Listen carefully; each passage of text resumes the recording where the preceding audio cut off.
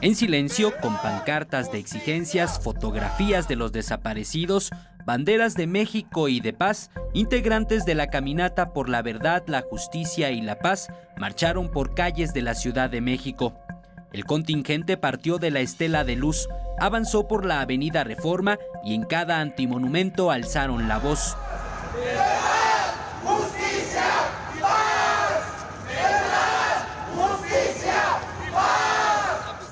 Por 1 kilómetro, caminaron con un pie descalzo en memoria de la niña Mackenzie Lanford, sobreviviente de la masacre de la familia Levarón, quien para pedir ayuda tuvo que caminar por varios kilómetros, descalza, con ampollas en sus pies.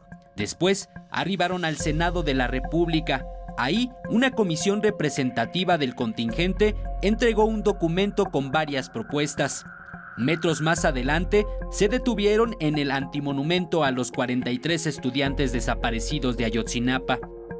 No permitir que los conservadores de este país, no permitir que los partidos políticos de derecha y de izquierda destruyan este esfuerzo, destruyan este trabajo, que lo único que hacemos es luchar por la verdad, luchar por justicia. Al arribar a la Plaza de la Constitución, la Caminata por la Verdad, la Justicia y la Paz fue bloqueada por supuestos simpatizantes del presidente Andrés Manuel López Obrador.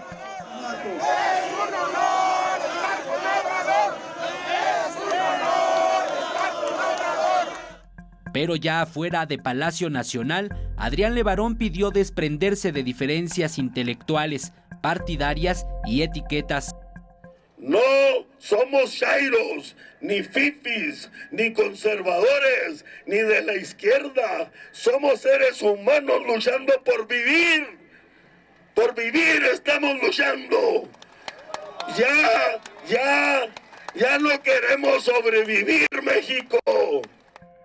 El poeta y activista Javier Sicilia informó que en 2019, 35,000 asesinatos se sumaron a los más de 61,000 desaparecidos y los cientos de miles de víctimas heredados por gobiernos pasados, por lo que hizo una petición especial al mandatario mexicano. Sin verdad, presidente, volvemos a repetirlo, no habrá justicia, ni reconciliación, ni amnistía, ni paz, ni transformación. Lo único que habrá es más infierno. La Caminata por la Verdad, la Justicia y la Paz concluyó luego de que una comisión ingresara a Palacio Nacional para entregar a la secretaria de Gobernación Olga Sánchez Cordero y al Gabinete de Seguridad un documento con propuestas de seguridad y justicia. Con imágenes de Javier Cordero, Eric Pinto, 21 Noticias.